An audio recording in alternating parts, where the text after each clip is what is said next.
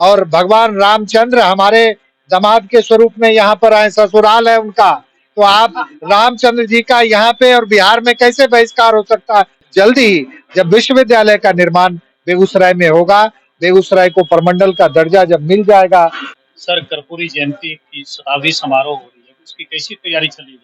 पूरी जोर शोर और पूरे हर्षोल्लास के साथ हम सारे जितने भी कार्यकर्ता हैं जदयू के, सभी लोग एक जोश के साथ 24 तारीख को पटना में हम लोग उपस्थिति देने जा रहे हैं। कितने की संख्या में बेगूसराय से कार्यकर्ता पहुंच रहे हैं? संख्या तो अब ये लग रहा है कि अभी उसको गिनना मुश्किल है, तो उस दिन पटना में आपको पता लग जाएगा, और जब बेगूसराय से यहाँ पे हम लोग की गाड़ियां चलेगी, काफिले चलेंगे, तभी हम बता पाएंगे। अब तो लग रहा है कि अब कोई भी संख्या बताना अभी बेमानी होगा। हम लोग भरपूर संख्या में लोग जा रहे हैं। सर, 2024 अप्रैल मई में चुनाव होने वाला है लोकसभा का, कहीं उसकी तैयारी तो ये कर्पूरी जयंती शताब्दी समारोह के रूप में नहीं हो रही है? देखिए, हर वर्ष हम लोग कर्पूरी जयंती समारोह बनाते हैं और निश्चित रूप से ये चुनावी वर्ष है, तो इस बार हम लोग और शक्ति से और इस ताकत से इसको मनाने के लिए जा रहे हैं। तो ये कहना बेमानी होगा कि हम अपनी तैयारी नहीं कर रहे हैं। इसके माध्यम से निश्चित रूप से सारे कार्यकर्ताओं में एक ऊर्जा का संचार होता है कि हम अब इसमें आ गए हैं। तो निश्चित रूप से कर्पूरी जयंती तो हर वर्ष हम लोग इसी तरीके से मनाते हैं। पिछले साल भी आपने देखा होगा, पटना में हम लोगों ने मनाया था, उससे पूर्व में भी मनाया हर साल, और इस बार 34 शताब्दी जयंती है, तो इसलिए भी इस बार एक अतिरिक्त उल्लास जोश के साथ हम लोग मनाने जा रहे हैं। चुनाव में दावेदारी भी पेश करेंगे जदयू के कैंडिडेट के रूप में बेगूसराय से? हर एक दल चाहता है कि उसकी दावेदारी वहां से रहे। कोई भी दल से अगर आप पूछेंगे तो वो अपने संसदीय क्षेत्र का दावेदार बनना चाहता है। हम जदयू से हैं, तो हम तो निश्चित रूप से चाहेंगे कि बेगूसराय जदयू का सीट हो। पहले बेगूसराय जदयू का सीट होगा, फिर उसके दावेदार तय होंगे। हम लोग तो निश्चित रूप से चाहेंगे कि यहाँ से जदयू का रिप्रेजेंटेशन हो। चलिए, धन्यवाद सर। हमारे साथ जदयू के मुंगेर प्रमंडल के प्रभारी हैं जो इस कार्यक्रम में शिरकत किए। सर, यहाँ के कार्यकर्ताओं का उत्साह देखकर कैसा लगा? बहुत अच्छा लगा, और हम जननायक कर्पूरी ठाकुर की जो 100वीं जयंती के अवसर पर हम पूरे प्रमंडल में घूम रहे हैं, तो बेगूसराय महानगर की जो यह बैठक है, ये ऐतिहासिक बैठक है, और यहाँ से अच्छी खासी संख्या में लोग भाग लेंगे, ये हमें पूरी उम्मीद है।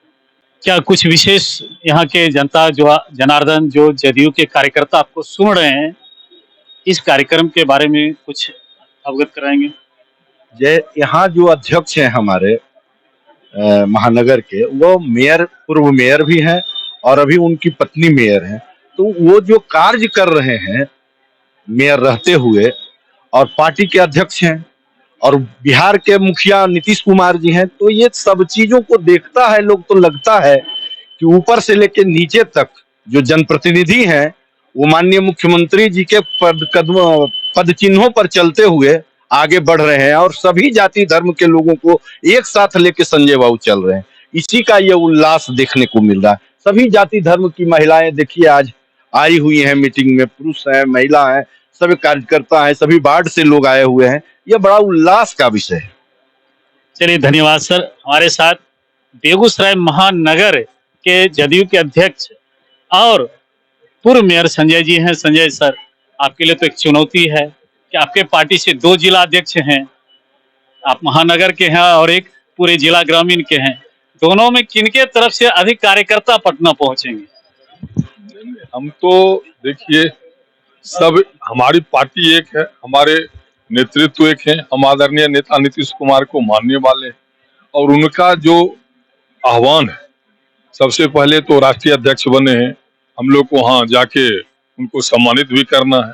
और 100वीं कर्पूरी जननायक कर्पूरी ठाकुर जी का जयंती है, तो इसको भी हम लोगों को उत्साह के साथ वहाँ पहुँचना है। इसमें कहीं कोई कंपटीशन नहीं है, हम सब एक साथ लगातार बैठक कर रहे हैं।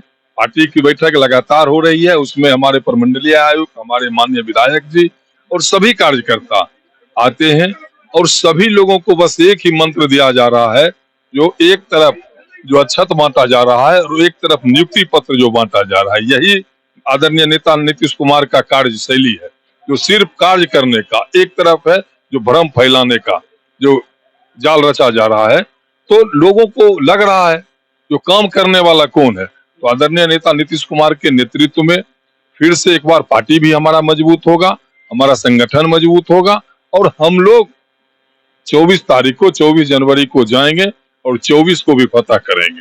बस चलिए अंतिम क्वेश्चन विधायक जी से लेते हैं सर।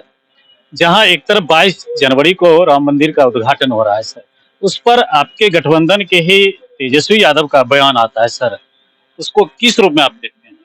क्या बयान? बयान जो आता है मंदिर जरूरी नहीं है, अस्पताल जरूरी है। ऐसा तो तेजस्वी जी ने मुझे नहीं लगता है कि ऐसा कहा कि मंदिर जरूरी नहीं। उन्होंने शायद ये कहा है कि अस्पताल भी जरूरी है और मंदिर भी जरूरी है। मंदिर हमारी आध्यात्मिक उन्नति का प्रतीक है। हम सब सनातनी हिंदू हैं, इस बात की प्रतीक है वो मंदिर। और चूंकि हम जिस दल से आते हैं उस दल में हम किसी धर्म विशेष की राजनीति नहीं करते हैं। हमारे लिए सभी धर्म सर्वधर्म समभाव की बात होती है। तो कहीं मंदिर बने भव्य, उसका भी स्वागत है। कहीं भव्य मस्जिद बने, उसका भी स्वागत है।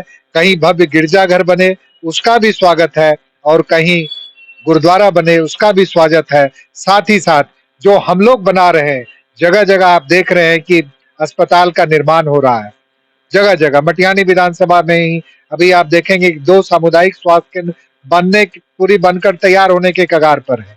कई प्राथमिक स्वास्थ्य केंद्र बन रहे हैं, कई अतिरिक्त स्वास्थ्य केंद्र बन रहे हैं।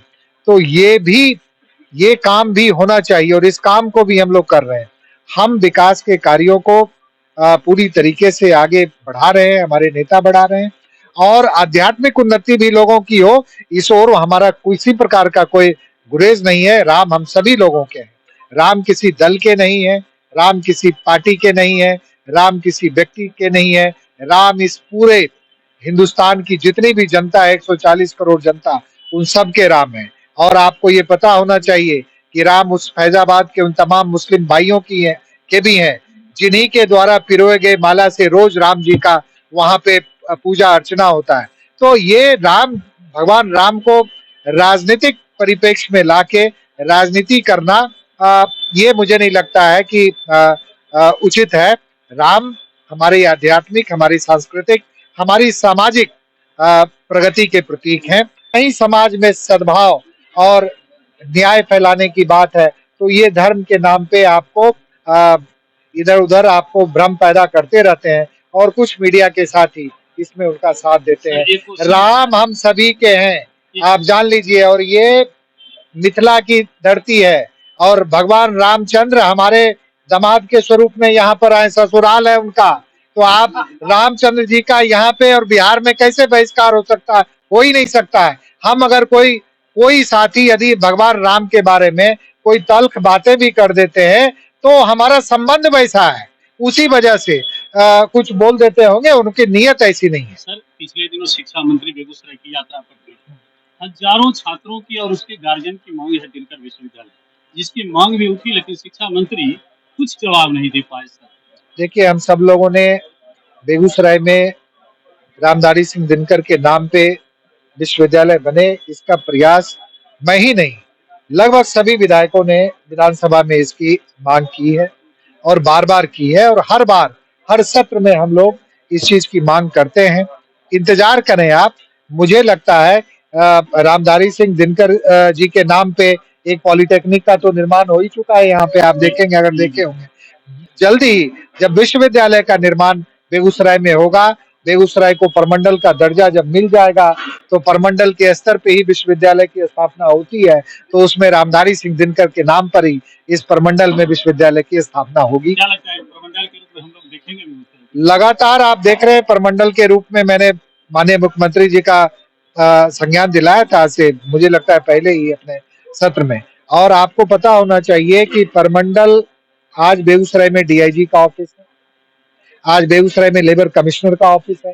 तो परमंडल के ऑफिसेस धीरे धीरे बेगूसराय में आ रहे हैं और धीरे धीरे हम लोग परमंडल के रूप में आगे बढ़ रहे हैं।